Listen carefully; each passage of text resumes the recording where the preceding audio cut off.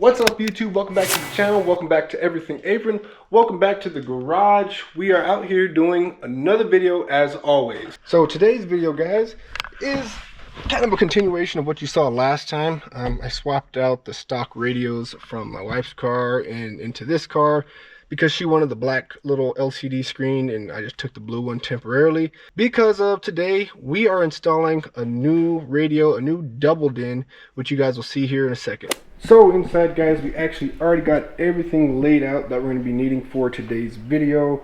As always, I'll be putting down below what I'm using for today's install. As a reminder, I have a 2017 Hyundai Accent. So jumping right off, we're going to look at the little Metro harness kit. This allows you to tap into your existing vehicle's harness without having to actually cut those wires. You use this little harness adapter and you'll attach this to that of the radio that you guys get. So this is one part that you'll need for this install. Over here I have the actual dash install kit.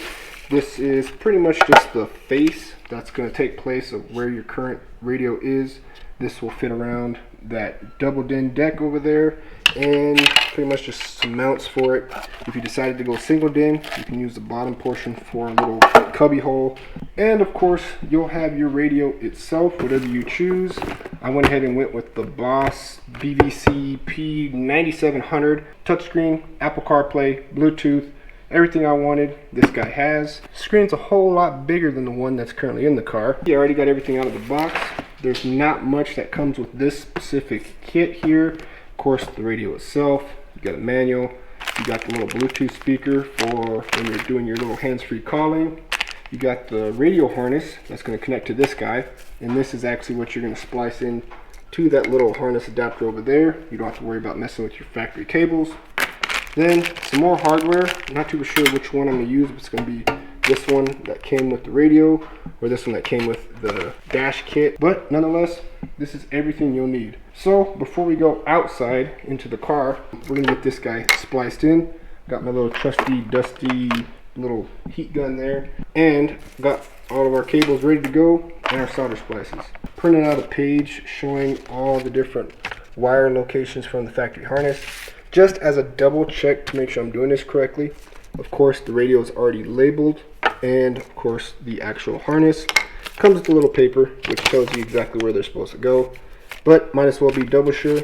So guys, starting right off, we're going to jump into the harness that's coming from the actual radio itself, the new radio rather. As you can see, everything is already labeled, and what I'm actually going ahead and doing right now, just to kind of make it easier for myself, is I'm taking the speaker wires. There's obviously a positive and negative for each speaker, and I'm just kind of twisting them together. As you can see here, this kind of just bunches them up, so it makes it easier to identify when I start solder splicing. Kind of keeps them organized. And jumping over to the little harness that's going to be connecting to the factory connections, we need to identify which one's going to the speakers. But as you can see, they kind of match. Here's your greens, here's your whites, here's your grays, here's your purples, and of course from here, green, white, gray, purple. And I think they actually line up exactly like that. So over here with the little harness kit, you'll have a little piece of paper which shows you what goes where. So let's just check one real quick. Let's check the green. So it says the green ones are for the left rear plus and minus. Over here on this one, yep, left rear plus and minus. So that makes it a lot easier. They already did some of the work for us. Color coding, good to go. I'm just going to get all these guys spliced together using my little heat shrink solder splices that I've used before in many of my videos. I'm not going to show you this part. I'll show you what it looks like when we're done. Alright guys, so just finished up the speaker wires, and as you can see, they're all twisted together, and now they're all spliced together nice and tight. They're not going anywhere. So now I'm just going to continue on my way. I'm not going to stop until we're pretty much fully done with this harness now. As you can see on this first connector, all I have is two more left, which is the blue one, which is the antenna power wire, and the orange one, which is the illumination wire, so it dims and brightens if you have your headlights on. Then I'm going to jump over to the last ones on the second connector, which also all color correspond, as well as have the little notes on them, and then the notes from the actual harness itself. I'll do this real quick and we'll move on to the next part. Guys, so now we finished up both harnesses. On this other one, all I needed for the connector specifically was the red, the yellow, and the black. You actually have a couple wires left over. You may or may not need them. Two of them are for the steering wheel control. One's a power, one's a ground. And then this last blue and pink one here is your vehicle speed sensor, which for this deck or this double din we will not need. So I'm actually going to tie these aside. From the actual harness coming from the radio, the new one, we will need to use a couple of these guys. Two of them here. We have the reverse input, which is going to send a signal to the radio to go to the reverse screen once I shift in the reverse. And then of course we'll need power to the reverse camera, which is this little red one here. And then for Android Auto, if I want to play videos, movies, whatnot, or even plug in a video game and play video games, I need to tap this into the parking brake so that it allows it to jump into those functions, because obviously you can't do that when you're driving. That's the way they try to make it safe for you. And then on this side, once again, we won't use a remote output because I don't have an amp, and we won't use the steering wheel control input for the other portion of the kit you could purchase. So let's get going. We're going to get ready to start actually doing some installs with some of the cabling. And just like in the Optima video, you want to make sure you got your negative cable on the battery disconnected when you're working with electrical circuits. So let's make our way inside. We're going to go ahead and take this guy off the dash portion, the little trim, like you saw in the last video. And then we'll easily take off the radio, and then we'll get ready to start connecting stuff. I went ahead and put my little headlight on here so you guys can see what we're doing. So as you see, here's the dash trim, and now we're going to actually go ahead and put the little trim piece that comes with the Metra dash kit for these cars. Simply flip it over to the back side and clips right in. You'll see it's surrounded by clips all the way around. You just kind of make sure it's lined up, get it in there, start pushing down and around. You can hear it snapping in. There we go, good to go.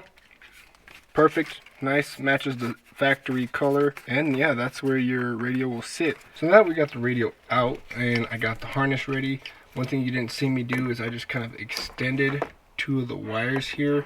One of them is the reverse input, and then the other one is that parking brake one I was talking about for Android Auto and using the videos. And then the last one here, which I did not extend, is the reverse camera power input. And what you can see back here, here's your two existing factory connectors, which we're going to connect this harness to. Here's my little reverse video connector here. And you got your little radio input signal. And one thing that will not work anymore, unfortunately, it's hidden somewhere, there it is the XM satellite radio, unfortunately. It's okay, I'll have everything I need with the Apple CarPlay and all that good stuff. So we'll just tuck this back in there.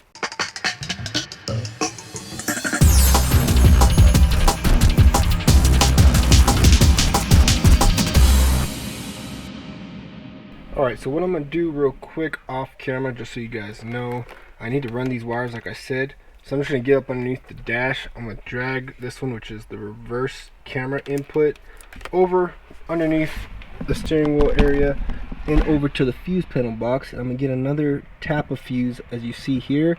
And then one of these is actually for the reverse light bulbs. So when I shift in reverse, powers those light bulbs, it'll send power in that wire, which will then turn the radio to the reverse camera mode. And for the other one, which is the e-brake wire, I'm going to get up underneath this little panel here, and then I'll be able to tap into this wire, which is just underneath here.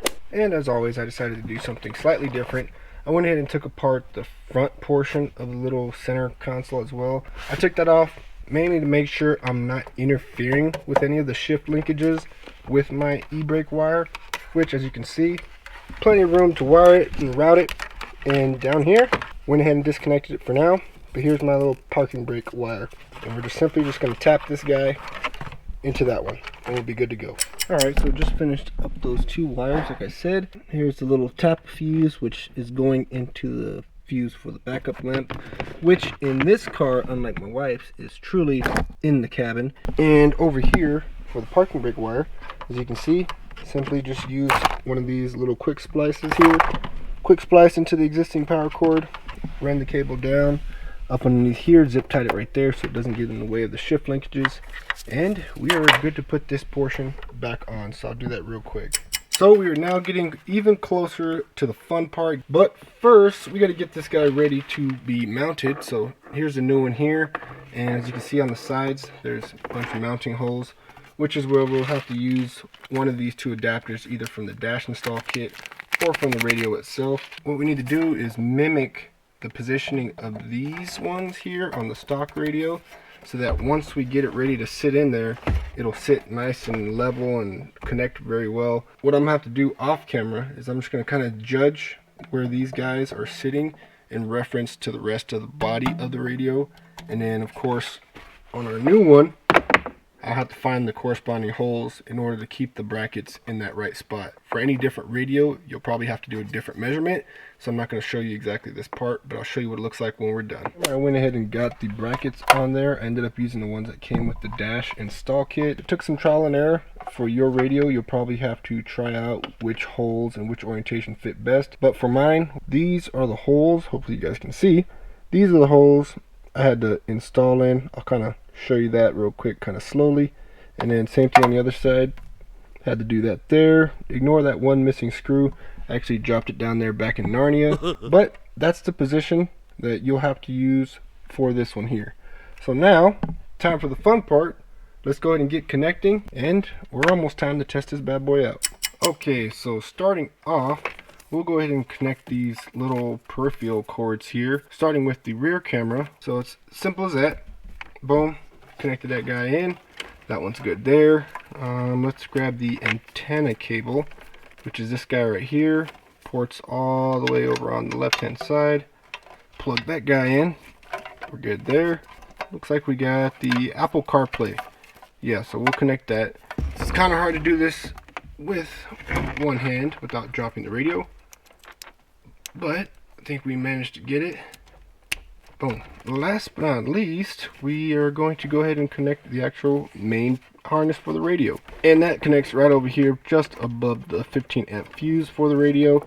So just lift it up, slide it in, listen for the click, and you're good to go. So that is as simple as that. Yeah, I'm gonna do some cable management, make this look nice and pretty up underneath, but for now I think we're ready to get this guy tested. Okay, so now I got everything plugged back in. I do not have anything cinched down or even screwed in. Kind of nervous, but without further ado, go ahead and peel off the little screen protector here. Just like that. And let's turn on the car and see what happens. Blue lights came on. We're in the on position. Oh look, I'm already in reverse. I didn't realize it. Let me get back out of reverse. Go back in. Oh no! Ah!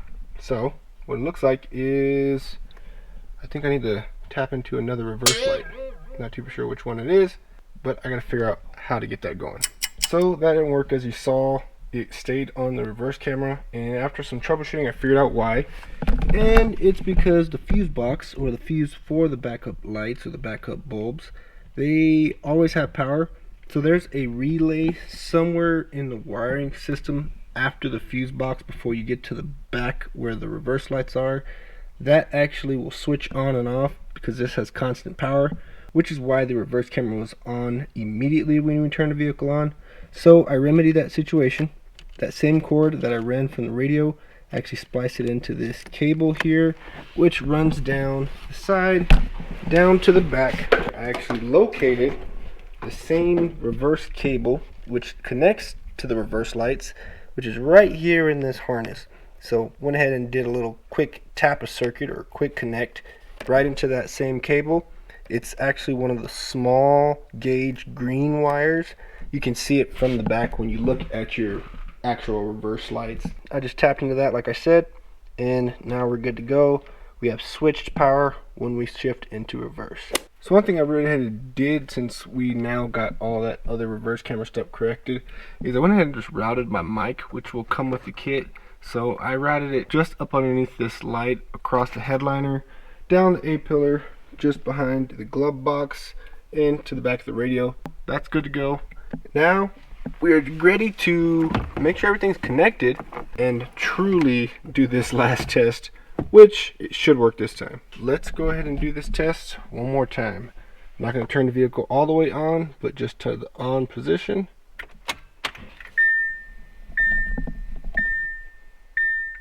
There we go. Of course, you got to do the little safety features, and looks like we are good. So now that we know that the radio is working and it turns on and everything looks good, even has a little green mark on the hands-free, let's make sure that backup camera truly does work this time. So I'm gonna go ahead and Push the clutch in, shift into reverse. Boom. There we go. Finally, it works the way it was supposed to be. It's not consistently staying on, so that part is good to go. Let's go back into the regular mode. I think we can try to plug in my phone. So now we should be able to unlock my phone. Allow it. It senses the radio, as you can see, and boom, Apple CarPlay. It's working, guys. Oh look, there you go. There's all the apps. Got messages, got audiobooks, got maps, got Waze. Heck yeah, I'm gonna definitely use Waze. Of course, got Spotify. This is better than I could have expected. This is way better than I could have expected. And with that, ladies and gentlemen, we are now done with this project. And it's late, as always, but we did successfully get this guy installed nice and correct. We did have a little bit of trial and error that we had to work through, but of course, with every project, it's not gonna go perfect the first time, every time. We did get it done. So little by little, we're gonna keep getting mods on this Hyundai Accent, kind of make it, like I said, like mine, make it an extension of my personality to the best of its abilities. But I am done for today. I'm done for the night. Got to go to work in the morning, and I'm only gonna get about 5 hours of sleep. So without further ado, good night, guys. Thank you for watching Everything Abram. We'll see you in the next one. Y'all have a good night. I'm out.